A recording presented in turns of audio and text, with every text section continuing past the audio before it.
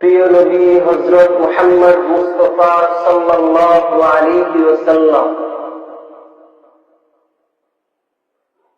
কেন সোমবারে রোজা রাখতেন, কি কারণে রোজা রাখতেন, এই বিষয়ে আমাদের অনেকেরই জানা নেই। রাসূল সাল্লাল্লাহু আলাইহি ওয়াসাল্লাম ইরশাদ করেন, আন্না রাসূলুল্লাহ সাল্লাল্লাহু আলাইহি ওয়াসাল্লাম সুইলা আন সাওমিল ইসলাম فقال فيه وفيه أنزل علي رسول صلى الله عليه وسلم شكرين আমি সোমবারে রোজা রাখার দুইটা কারণ। এক নম্বর কারণ হচ্ছে আমি সোমবারে জন্মগ্রহণ করেছি, এই জন্য শুকরিয়া আদায় করি, সোমবারে রোজা রাখি। তার মধ্যে আরেকটা কারণ, আল্লাহ তাআলা সোমবারে আমার উপর ওহী নাযিল করেছেন, এই জন্য আমি শুকরিয়া আদায় করি, সোমবারে রোজা রাখি। তাহলে রাসূল সাল্লাল্লাহু আলাইহি ওয়াসাল্লাম কেন সোমবারে রোজা রাখতেন? রাসূল সাল্লাল্লাহু আলাইহি ওয়াসাল্লাম সোমবারে জন্মগ্রহণ করার কারণে শুকরিয়া আদায় করি, সোমবারে তিনি রোজা রাখতেন। তার মধ্যে আরেকটা কারণ হচ্ছে আল্লাহ তাআলা তার উপর সোমবারে ওহী নাযিল করেছেন, এই জন্য শুকরিয়া আদায় করি, তিনি সোমবারে রোজা রাখতেন। আর আমার সোনার বাংলাদেশের মানুষেরা তারা কিভাবে তাদের জন্মদিন গুলা পালন করে, বড় দুঃখ লাগে।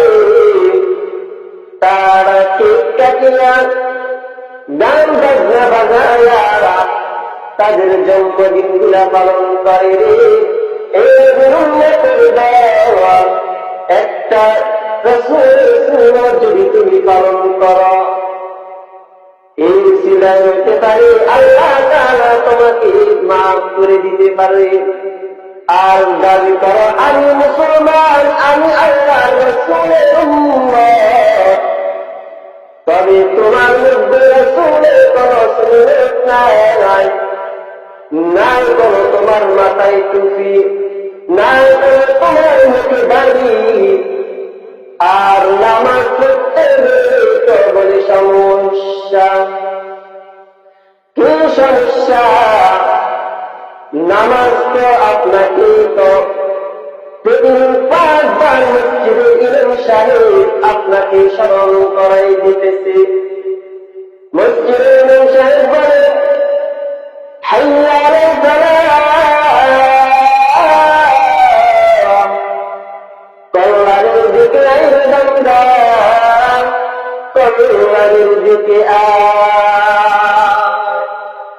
আর তুমি আগে শুনিয়া তুমি বান্দা রাস্তা দিয়া হেঁটে হেঁটে চলে যাও আর বড় হুজুর আমার জন্য একটু দোয়া করেন।